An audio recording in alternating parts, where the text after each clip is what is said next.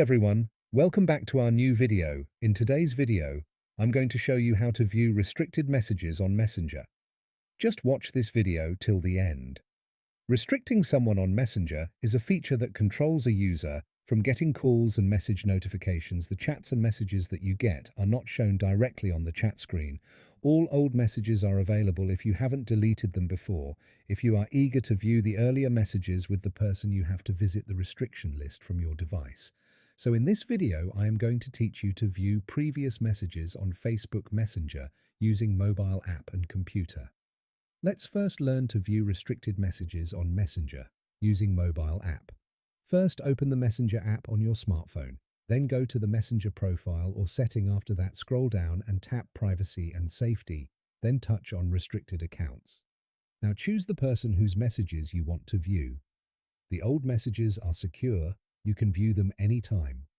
Previous conversations are easily available for the friend. Now let's learn to view restricted messages in Messenger on computer. To view restricted messages on computer, follow on-screen steps. First, open messenger.com on your computer using a browser.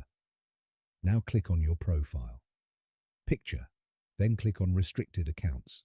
After that, click the name of the person whose restricted messages you want to view.